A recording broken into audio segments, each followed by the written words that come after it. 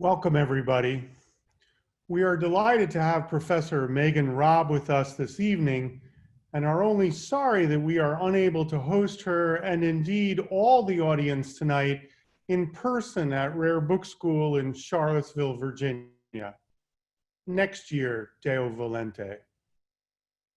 Tonight we have an event that is even more important than the start of the Major League Baseball season, which also takes place this evening, the final RBS Summer Lecture of 2020. The full slate of RBS online programming continues through next week, however.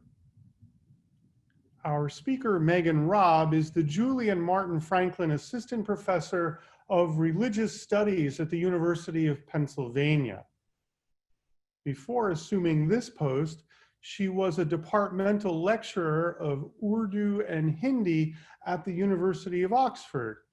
And before that, she was a Mellon Junior Research Fellow at the Oxford Center for Islamic Studies. Her DPhil, a PhD driving on the wrong side of the road, is in modern South Asian studies and was awarded by the prestigious Oriental Institute of Oxford University. Professor Robb's book, Printing the Urdu Public, Muslims, Newspapers, and Urban Life, 1900 to 1947, published by Oxford University Press, will be out in October of this year. Warmest congratulations to you, Megan.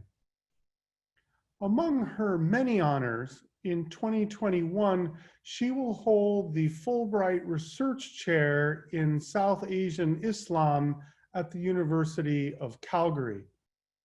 We are excited to hear her lecture this evening, Printing the Urdu Public, Newspapers, Muslims, and Urban Life in Colonial India. Professor Robb.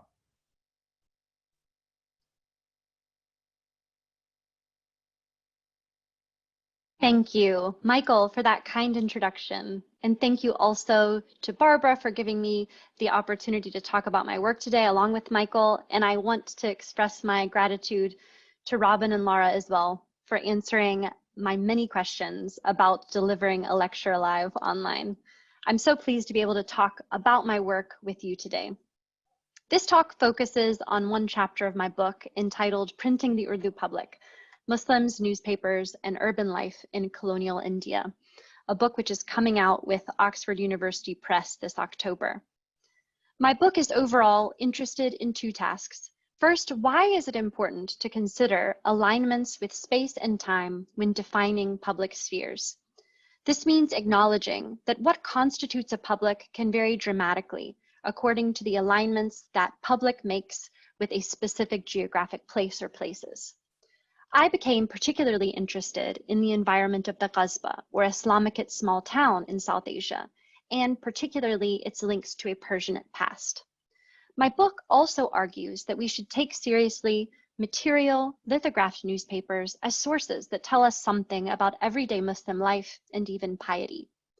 The book's argument tackles these two tasks, localizing the public and taking material, lithographed newspapers seriously by focusing on the case study of a previously understudied newspaper called Madinah, which was published in a town called Bijnor in the then United Provinces from the year 1912, under the guidance of a man called Maulana Majid Hassan.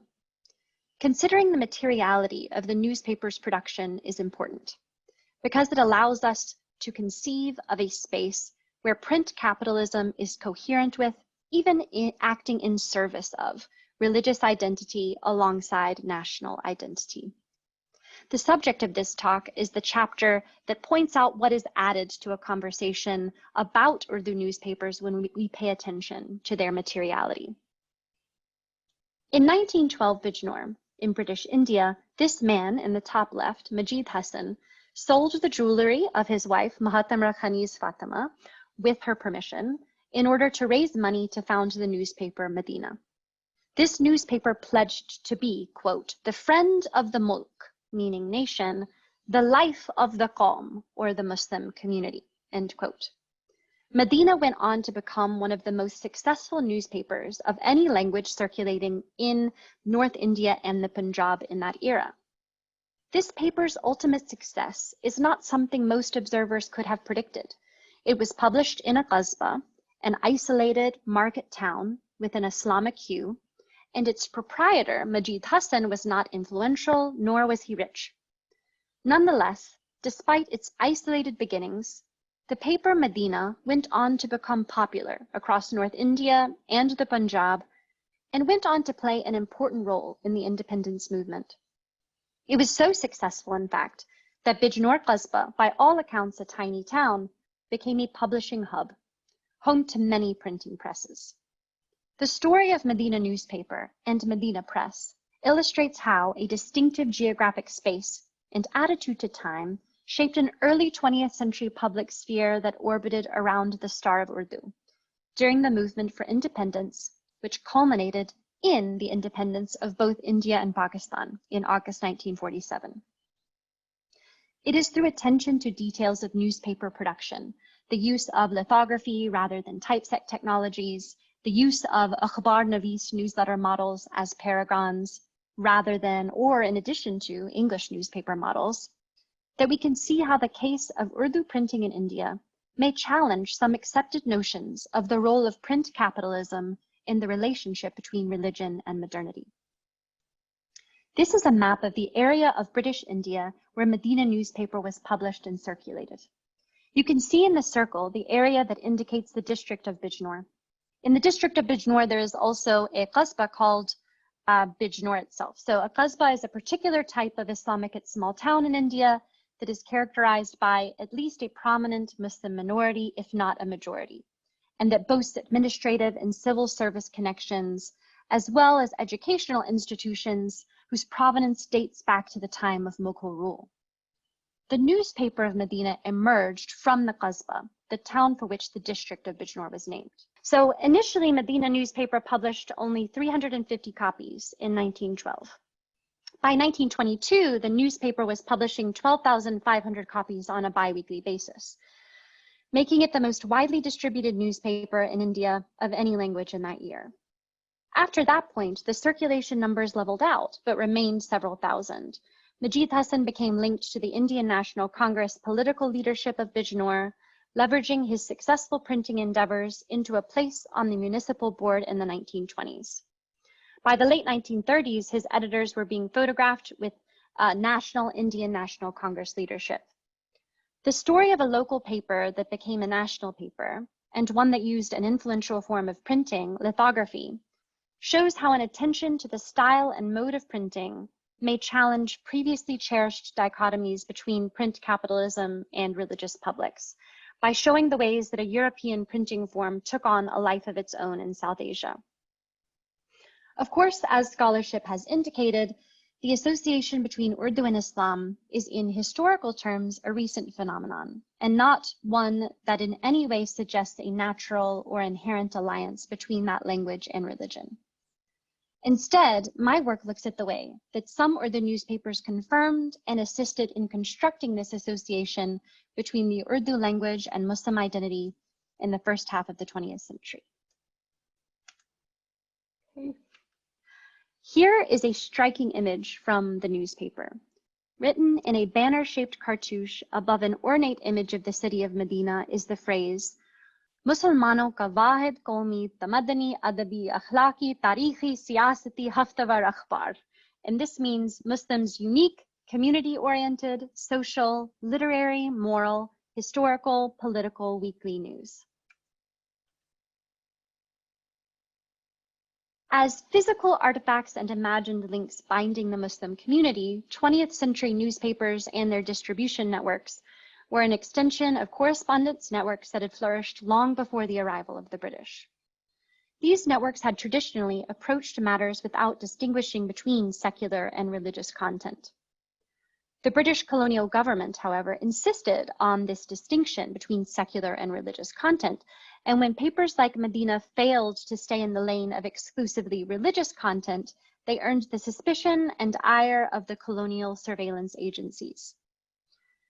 For example, in 1912, looking at a list of publications under surveillance in UP that year, several papers were deemed by British colonial censors to have violated this rule, and as a result were labeled, quote, bigoted Mohammedan organs, end quote. Majid Hassan was linked through pre-existing kinship networks with proprietors and editors of other prominent small-town newspapers across North India.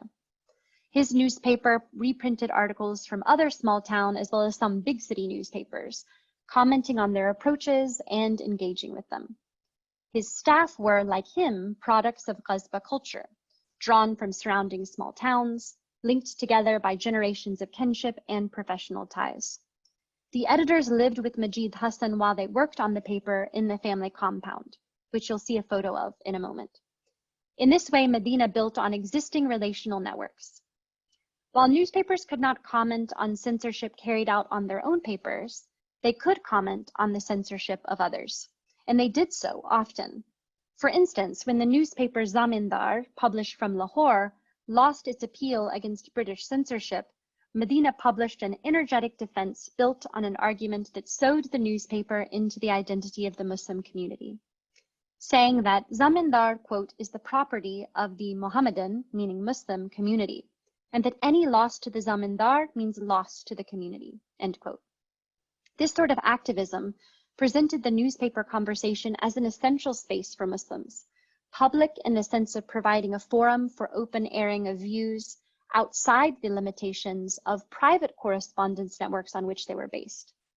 Indeed, Madinah portrayed not only Zamindar, a specific newspaper, but the Urdu press conversation as a whole, as a representative voice of the qawm, or a word that could mean nation or community.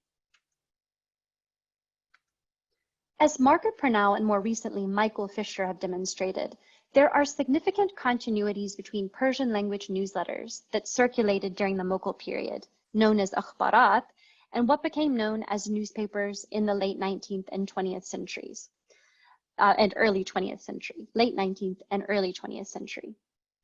The method of knowledge exchange known as akhbarat had been in use from the height of the Mughal Empire until as late as the 19th century, employing clerks who gathered information about the central court for dissemination in satellite courts. In the 16th century, Emperor Akbar established the practice of clerks recording court diaries for the reference of government servants and courtiers, as well as to reflect the emperor's symbolic significance as the embodied spirit of the empire. In this arrangement, news writers, called akhbar navis, writers of news, literally, they collected records at the central court and were employed either by an individual or a group of subscribers to transmit the information about the central court to Mughal outposts. And in this way, regional leaders and interested parties could keep tabs on developments at the center without jeopardizing their hold over state matters at home. Kinship groups associated with the role of akhbar navis correlate with trends in the ashraf or the nobility of the period more generally. Many of these news writers would have been Muslims of Central Asian heritage, and many actually, and of course, were not Muslim. So for instance, the 18th century Maratha Powers collection of akhbarat reveals that most akhbar navis under Peshwa rule hailed from Islamized Hindu castes, Kayast and Khatris, known for their membership in the scribal elite. The East India Company adopted the Mughal network of akhbar navis, and the British eventually institutionalized and bureaucratized that system to suit their purposes. By the early 20th century, the British had come to depend on newspapers to do the type of information gathering legwork that akhbar navis had done previously. Newspapers originating in local communities, including Madinah, self-consciously claimed the tradition of the akhbar navis through their titles, their section headings, and their use of Persian. Until Margaret Purnell's work on the subject, the origins of Urdu newspapers in the akhbar navis tradition were obscured, permitting the assumption that only European printing press and newspaper models guided the development of Urdu newspapers. While there is some work looking at how discursively newspapers reflected in Persianate newsletter models, we have not looked yet closely at how the aesthetics of newspapers' design could reflect these legacies as well. In fact, In their most elaborate forms, the newspapers could even take on the appearance of mass-produced manuscripts. To illustrate this point, here we see the first issue of Madinah Akhbar compared to some illuminated frontispiece of a diwan, or a particular type of poetry collection. We see echoes of manuscript illustrations here. The characteristic border on both sides trailing off before it reaches the top of the page. The repertoire of decoration includes cartouches designed to create depth and dimensionality on the page, and we have finials appearing as adornments. It was not until the arrival of lithography that there was a widespread adoption of print by Urdu and Persian writers in South Asia, and I'm happy to talk about the reasons why in the Q&A if you're interested. In 1796, as many if not most of you well know, the Bavarian playwright Alois Sennefelder discovered that he could duplicate his scripts by writing them on greasy crayon on slabs, writing on them with greasy crayon on slabs of limestone treated with chemicals, which could then be used to print with rolled-on ink. He developed a lithographic hand press that, compared to the letterpress method, was relatively portable and inexpensive. It is the method of lithograph that allowed for the preservation of legibility in Urdu script. It allowed the preservation of its beauty, of nastaliq, a form of calligraphy popular among Urdu speakers in India and Pakistan. It built on existing strengths in calligraphy training and networks, and it allowed for greater access to local printers.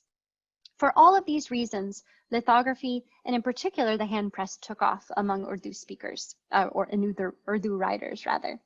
Although the print technology of lithography originated from outside of the subcontinent, and this is often emphasized, when lithographic technology began to be used widely in South Asia, it was not adopted wholesale from Europe in method or tone, but instead was creatively adapted as it was adopted by South Asian printers and publishers. I want to take you through the life cycle of the creation of a lithographic newspaper in the headquarters of Madinah for the rest of the presentation. And as I take you through each of these stages, I will talk about how the particular characteristics of each stage had implications for the production of unique features of an Indian public in general and a Muslim public sphere centered around the Star of Urdu in particular. The name of the newspaper Madinah means simply city in Arabic. And this is an ironic choice, considering that the paper was based in a qasbah with a population of only 20,000. The choice may reflect something of the paper's ambitions, to provide a link with or even conjure that holy city of Islam through its visual and material presence. On the other hand, an orthodox vision or dream experience was often associated with a stay in a holy city. By choosing the name Madinah, Maulana Majid Hassan was implying that the reading of the newspaper took readers on a spiritual journey without the necessity of terrestrial travel. Madinah's first cover here displayed a dramatic image of the city of Madinah and the boat that brought George V to India for his darbar in 1911. So here you can see the city of Madinah, and here you have the ship that brought George V to India, which happened to have also been called Madinah. The inclusion of the boat may also have been an oblique reference to the newspaper's support of the Hajj, one of the key rituals of Islam, and its campaign for government-sponsored transport to Mecca for the ritual. This cover is mixing elements of Urdu, Persian, and Arabic. The city of Madinah, which appears written here, would have appeared as Al-Madinah if written in Arabic, and here it is simply the word Madinah. At the same time, the title includes diacritic marks usually reserved for Quranic Arabic in particular. While the text included several words in Arabic as well, so we have the inclusion of Arabic and the Arabic appears in a Nusk calligraphic script rather than Nastaliq. Even though Arabic is appearing, the grammar of the sentences remains for the most part Urdu or Persian. This manner of mixing the aesthetics of calligraphy associated with different scripts rendered Arabic words understandable to South Asian Muslim readers, even if they did not read that language, while linking Nastaliq calligraphy in its form to Quranic practices implicitly and Persian heritage implicitly. This mixing of modes infused the Urdu and even these newspaper conversations with a sacred import. So these are two lithographic stones that were used in the production of Madinah Press's publications. And according to Munir Akhtar, the great nephew of Maulana Majid Hassan, two types of printing press were used by Madinah: a Ratcliffe, which was a steam press, and an unknown brand that was the hand press, and both had been shipped from England. Stones were used rather than offset lithography, and most of the lithographic stones in circulation internationally in the late 19th and early 20th century were mined out of southern Germany, and much of the lithographic ink, or touche, was sourced from France. And while it's not possible to tell from a lithographic image itself whether it was created using limestone or marble or onyx stone, because in India marble or onyx were used as replacements for limestone in lithography on occasion, if we judge from the two stones left in storage at the Madinah Press headquarters, now still the family home of Munir Akhtar, it's clear that the stones used for the printing of Madinah were limestone. These blocks were large, indicating the scale of the project, and fine-grained, which suggests they were chosen specifically to produce clear renderings of text rather than image. It is also clear from these last two remnants of over 24 lithographic stones that were in regular rotation at Madinah that each remained in use long enough for the stone to become remarkably thin from wear. We do know that there were lithographic stones being imported into India at this time, but we also know that there was at least one domestic mine for limestone needed for lithography that opened in Colonial in Andhra Pradesh.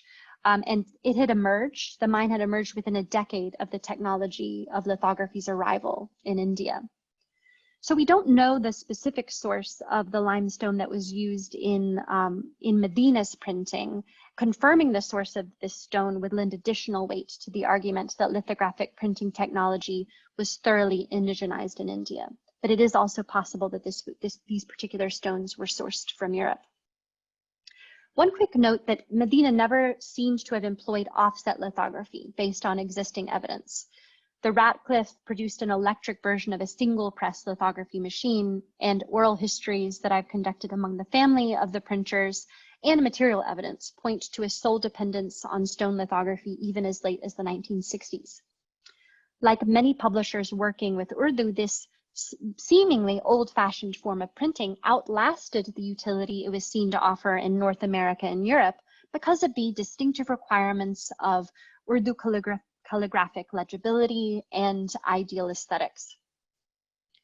The process of graining a stone to smooth the surface to prepare it for printing was long and laborious. Two lithographic stones could be placed one on top of the other, with the bottom remaining stationary and the top spun to speed up the grinding process. This work would have been performed by two or more manual laborers, Stones could weigh anywhere from several dozen pounds up to 100 pounds. I did not try to lift these. These were definitely in the 100 pounds or more category. In Madinah Press, the process was made efficient by the plentiful availability of skilled and unskilled laborers in a typical qasbah. Newspapers and printing presses could become a local business specialty for small towns and neighborhoods, employing dozens of people. Eyewitness accounts confirm that Madinah at one point printed using a collection of over 24 large stones that were in rotation for a number of projects at any given time. So let's think a little bit about ink before we start making an actual image. Materials such as ink and ink transfer strategies were also developed locally in South Asia, rather than simply straightforwardly imported. In Nizami Press in Budayun, print technicians learned how to make their own pigments and then passed that knowledge on to their students. And we can presume that the same thing was happening in Bijnor. Printers created their own inks through experimentation, then did refer to those inks with English names. So if you think again about this handbook that I mentioned a little bit earlier by Muhammad Ahyuddin Badayuni, he had solicited help in developing an Urdu lexicon for lithography at the translation department of Osmani University in Hyderabad, and ultimately he was unsuccessful. So he continues to refer to the English names and even to use the English script using lithography as well, as you can see here on a page where he's describing colors and how they're made. This manual describes the popularity of a Kanpuri touche, referred to as kapi ki roshnai, which means printing ink, and it was created according to a recipe of ingredients readily available in South Asia. Madinah primarily used the egg white emulsion transfer method to transfer the text of a newspaper onto the stone. So typically, I mean, in stone lithography, the image on the stone needs to be a mirror image. There are two ways one can go about doing this very time-intensive way of mirror writing onto the stone, or the far more efficient way, using an egg white emulsion layer onto a piece of paper, which has been written upon, and then heat is used to transfer that image into a mirror image on top of the stone. And from that point on, any errors were corrected by acid treatment and painting directly on the stone using mirror writing. And this approach allowed the publisher to depend and continue to depend on calligraphers, who would have still been plentiful in that period, and circumvent the need for the skill-intensive task of mirror writing, and except for very small corrections that were made at the very last stages. Majid Hassan himself, the proprietor, was skilled enough in mirror writing to personally execute corrections, according to his great-nephew, who also trained in publishing and saw his great uncle at work in his early life. So this is me reproducing the title of Madinah itself. And in order to fix or etch the image using stone lithography, the artisan would paint a combination of gum arabic and acid over the image. A combination of nitric and acetic acid was used in order to capture the characteristic nuances in lithographic art prints. But in text, the nuances weren't so important as clarity, which is why I mentioned that the stones were very fine-grained. This is something that hinted at the fact that they were really looking for clarity over the nuance you might look for in a contemporary fine art lithographic studio stone. A strong acid was not desirable in the etching process for newspapers, since the acid would cause the transmission of minute irregularities in the ink, and it would show an unevenness, which is desirable in fine art, but not desirable in a very quick production process like newspaper printing. While in Europe, acetic acid was derived from the active ingredient in vinegar, in South Asia, local alternatives were employed instead, specifically the dried extract of sour mangoes or lemons. As soon as the gum arabic acid combination was painted onto the grease or the touche crayon ink that treated areas, the acid in the solution inspired a chain reaction that acted on the grease in the touche. This chemical reaction drove the grease into the stone and created grease reservoirs a few millimeters deep into the stone, changing the chemical composition of the limestone and preparing it for printing. On the positive areas of the matrix, meaning where there was a text or image, the gum arabic created grease reservoirs in the stone that were ready to repel water and soak in ink. And on the other hand, the change in the chemical composition of the negative or untreated areas of the stone, so areas where we don't have text, it changed the chemical composition to make those negative areas soak in water and repel ink. So this process, called etching, was time intensive and required expertise.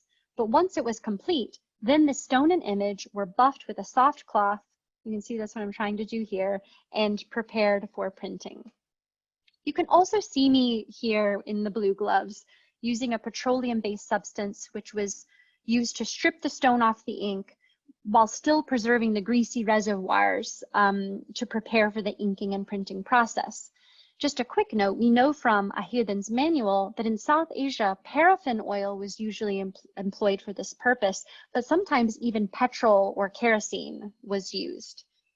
So at this point, the image is ready for inking and printing.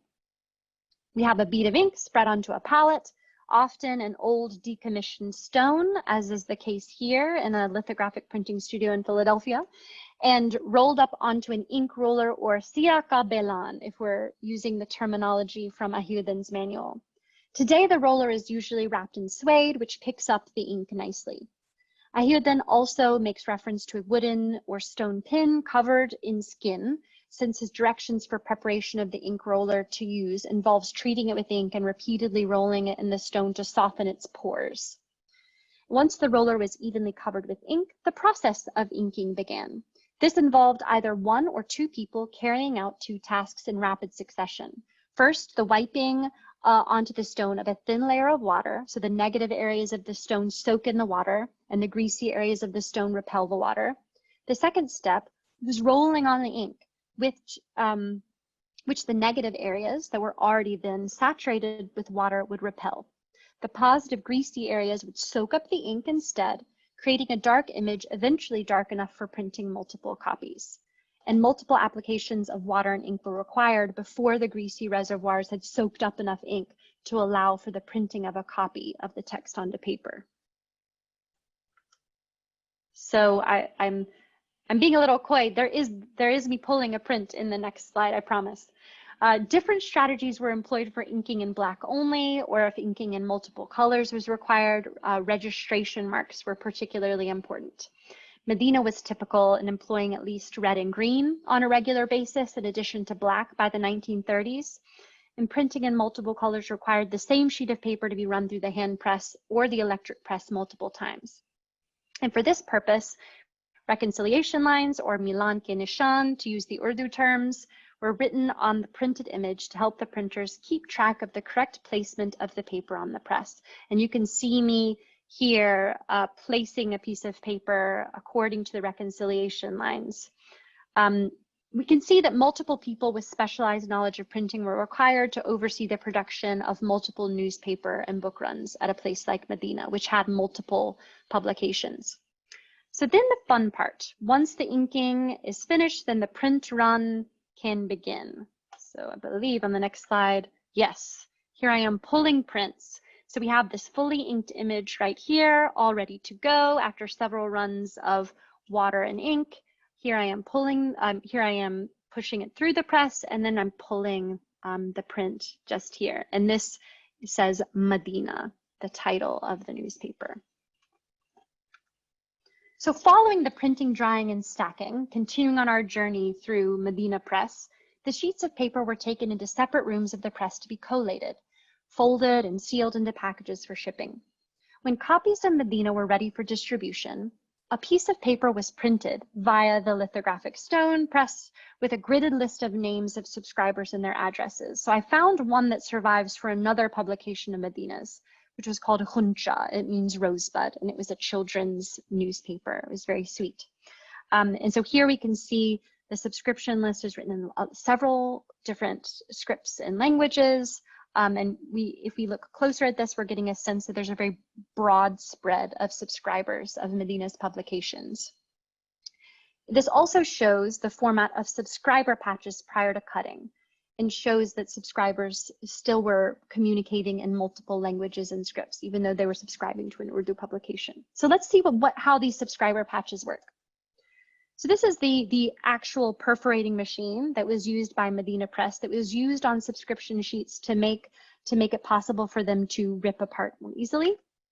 And so we would have the perforation machine used to cut the subscription tags from each other. This is my attempt to illustrate that. And then we have a subscription label that would be detached. Each newspaper was folded in half for shipping, with the front cover protected during transport. And then the rectangle with the subscriber's information, that subscription tag, was pasted in a way to hold the newspaper closed. So you can see a representation of that here. And we're going to look at an example of a newspaper after it's been opened and see the residue. The subscriber patch functions simultaneously as an address and a method of protecting the cover page until it arrived in the hands of the reader. When the newspaper arrived at the home or office of the reader, the subscriber would break the seal by ripping the piece of pasted paper printed with his own name in half. This means not only did the subscription tag serve at least three purposes. It ensured that each issue was sent because it functioned as a kind of checklist for sending off the newspapers to subscribers.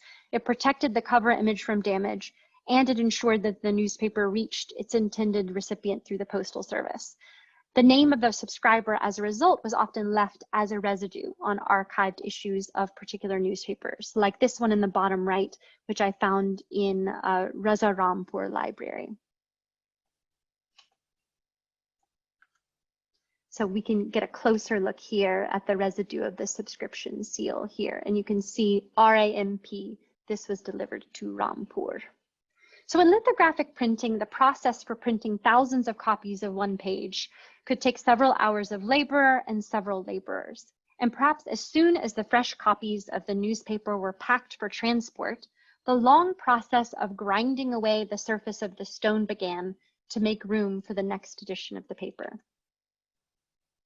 As you can see, although this print technology originated from outside of the subcontinent, we cannot talk about a wholesale import of either methods of reproduction or specific values that scholars of European book history may associate with history of print. In particular, the association between print capitalism and secularization is brought into tension by the example of Madinah. Benedict Anderson, who described the rise of the nation as the most universally legitimate value in the political life of our time, linked the rise of nationness to three trends that reinforced this separation: a decline in the belief that sacred texts have privileged access to or exclusively embody truth, the decline of belief in a central monarch ruling by divine right, and the development of a sense of shared experience of time among a group of people separated geographically, referred to by him by the phrase imagined community. Print capitalism is one of the conditions of the emergence of these three trends in Anderson's summation. Now, Anderson's work ends where this work picks up. So once we have print capitalism functioning as a condition of the rise of an imagined community, my work is interested in how the imagined community connected to print capital can intertwine with and be necessarily connected to religious identity. The example of Madinah and some other Urdu newspapers shows that print capitalism did not necessarily correlate with a decline in the belief that sacred texts exclusively embody truth. In addition, while several historians have noted a shift to Arabic models in the 19th and 20th century, these observations should be qualified with an awareness of the retention of aesthetic models that were derived from a Persianate models in South Asia, in the form of a continued emphasis on akhbar navis models, nostalgic calligraphic aesthetics, and the carrying forward of Persianate newsletter or akhbarat models in newspaper publication. So I am going to stop. Oh, this is my final paragraph, then I will stop. In content and in appearance, Madinah imbued itself with value to Muslims particularly.